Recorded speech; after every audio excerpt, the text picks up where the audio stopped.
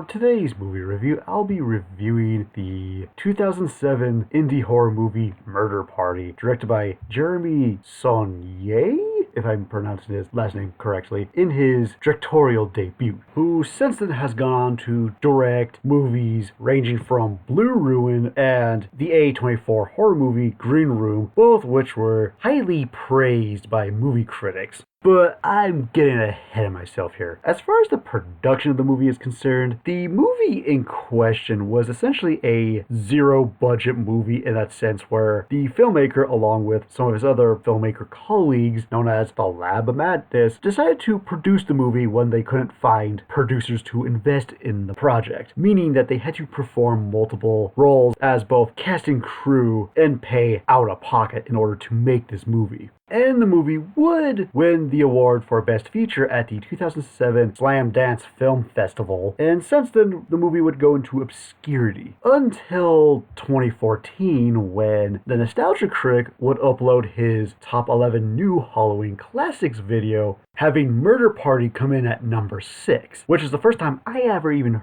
heard of the movie. Fast forward to 2021, and while traversing a antique shop, I happened to just stumble upon a DVD copy, and yes, you heard that correctly, an antique shop that sold a DVD copy of this movie. So then I decided to buy the movie, fast forward a few years later, and make a movie review of it. Which begs the question, is Murder Party an under-recommended new horror classic? As for the plot of the movie, a lonely nerd on Halloween stumbles upon an invitation to a costume party and decides to attend the party in question. But upon arriving, he soon falls victim into their trap, only to discover that the people hosting the party set the trap up for the sole purpose of murdering him for the sake of their art. Can the lonely nerd survive the night and outsmart his captors despite not being smart himself, or will he get murdered by the group of deranged artists? Now, in terms of what I liked about the movie, as I mentioned a few minutes ago, Murder Party was essentially a zero-budget movie, which I find to be really hilarious because when I think of zero-budget movies, I think of the type of movies you could either find on YouTube or the type of schlock that gets distributed by SRS Cinema. You know, movies such as The Hood Has Eyes, Sharks of the Corn, and Dragon Lizard Lord Super Monsters. You know, the type of movies you film with your friends and family with a camcorder, using very little budget to such a point that you're literally using props made with the type of junk you find at Dollar General or any Dollar General knockoff store like Family Dollar or Dollar Tree. You know, what most people refer to as Z-grade schlock. Well, Murder Party, despite being labeled as a zero-budget movie, since the filmmakers literally had to pay out of pocket for everything within the movie honestly looks a lot better than it should. In that sense where it not only has good production quality, but it also has really competent direction as well. To such a point that I wouldn't even call this a zero-budget movie, because it actually looks and feels like a proper movie. Sure, maybe not the type of movie you would see in the cinema, but it looks more professional than most of the Z-grade schlock I mentioned a few moments ago, such as Sharks of the Corn or any movie distributed by SRS Cinema. Because when I mean by the movie having really good production quality, I'm talking about having good editing, it's got really good lighting, and the cinematography is shot very well in such a way where it looks like it was done by a professional.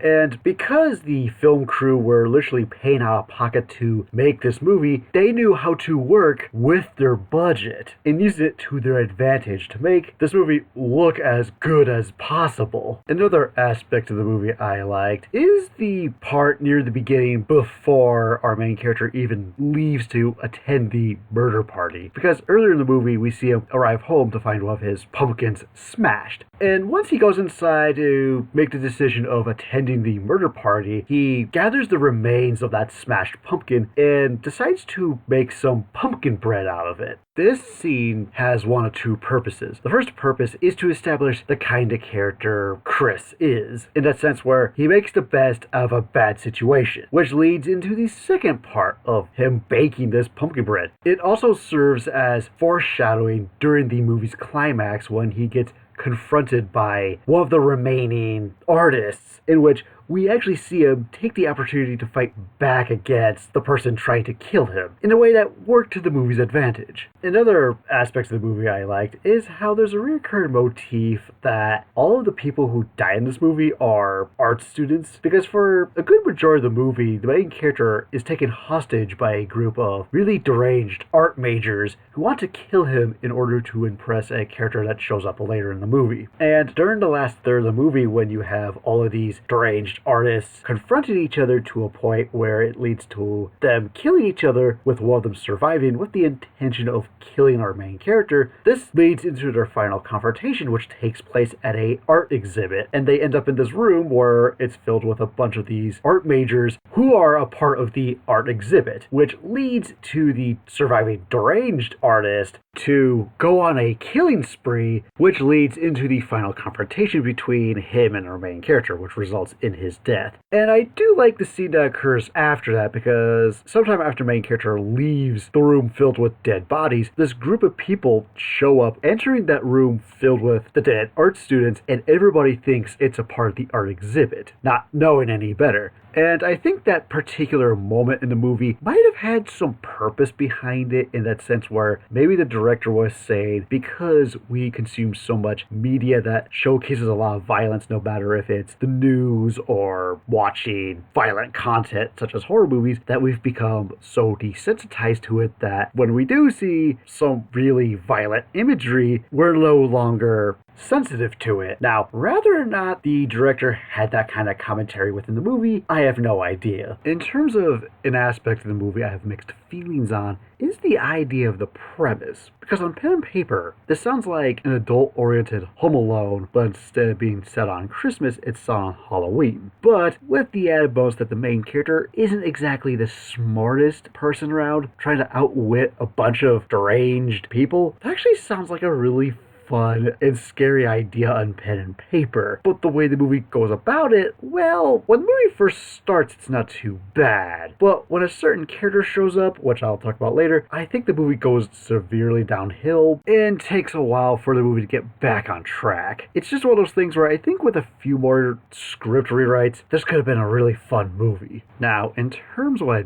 disliked about the movie, now periodically the movie has been addressed as a horror comedy, and because it's been addressed as a horror comedy, you would think the humor in the comedy portion of the movie would be funny. And I know I've said this time and time again, because humor can be very subjective, but I did not think any of the jokes in this movie were all that funny, to a point where I think all of them fell flat for me. Sure, there's one moment which did get a chuckle out of me, because it was one of those things where there was a setup to it, which I didn't even think was a setup at first, but then when you see it happen later, it was kind of unexpected to a point where it did get a chuckle out of me. But other than that one moment, I just think the humor in this movie fell really flat to me. And to continue off the horror comedy aspect of the entire movie, the horror also falls incredibly flat, which is a big problem given that the premise itself on pen and paper sounds really scary, because it can be very real, but the way the movie goes about it, it's not presented as being scary at all. It's very, I don't want to say laid back, but it just doesn't live up to the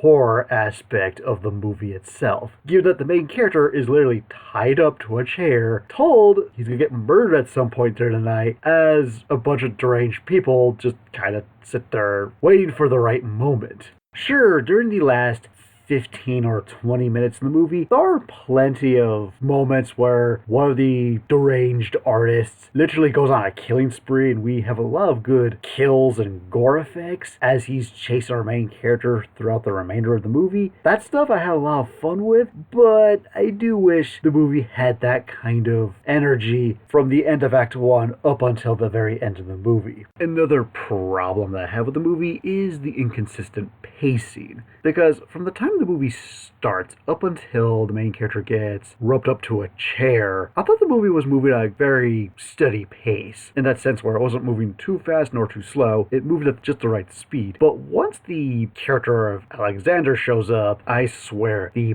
pacing of the movie slows down drastically, to such a point that it made this 80-minute movie feel much longer than it really was. Sure, the pacing does pick back up up during the last 15 to 20 minutes, but I do wish that the pacing during the middle act of the movie was more akin to the pacing that occurs during the first and third act of the movie. Another problem that I have with the movie occurs when the character of Alexander shows up, because the moment he does, not only does he affect the pacing of the movie, but he also affects the story itself, because the moment he shows up, not only does the pacing of the movie drastically slow down, the narrative itself comes to a screeching halt. Because again, I keep referring back to the premise of having a main character being tied up to a chair, surrounded by a bunch of wackos who plan on murdering him at some point. So, on pen and paper, the stakes are there, but because the characters are sitting there waiting for the witching hour to occur, which they don't establish when the witching hour is, the tension is just not present. Because the group of wackos in general are either having casual conversations with each other, drinking, doing drugs, having sex with each other, playing an extreme game of truth or dare using truth-serum, and the list goes on and on and on. To such a point where you see them keep talking about killing the main character at some point, but nothing occurs because they're all talk and no action. The guys that just spend all this time goofing off. And, as I mentioned a few moments ago, the comical moments they have with each other aren't that funny.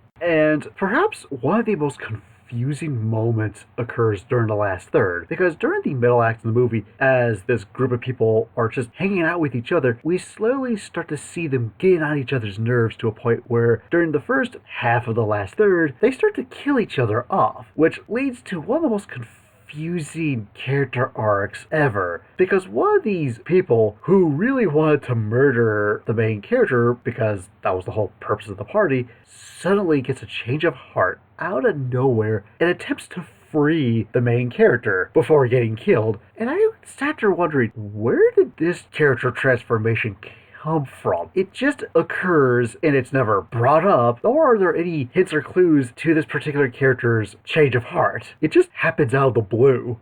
And for my final problem with the movie is that the story it's telling doesn't quite feel like a movie. If anything, the movie itself felt more like a stage play put on by a group of college students as opposed to an actual movie, because not only is it minimalistic in terms of setting, but it's also a very dialogue-heavy movie. Actually, if anything, I'm kind of convinced this started out as a stage play that was later converted into a movie by said group of college students. And the thing is, what could work for a stage play might not necessarily work for a entertainment medium such as a movie. So for my final verdict of Murder Party, while this is Jeremy Saulnier's first movie he ever directed, I'll say this much: it has competent direction in regards to the technical aspects, ranging from the cinematography, the editing, the lighting, and on pen and paper, the movie has a really great premise. It just needed a better execution, because I feel the middle act of the movie, once the character of Alexander shows up, is real. I think the movie goes severely downhill, because the plot comes to a screeching halt, because the movie spends more time chillaxing with this group of deranged artists waiting for something to happen as opposed to having an actual plot occurring at that moment. And while the last act of the movie definitely picks up, but by then I was already clocked out of the movie. So overall, I found Murder Party to have really good, competent direction. I just think the execution of its premise could have been handled a lot better. And before I give my final rating, what did everyone else have to say about Murder Party?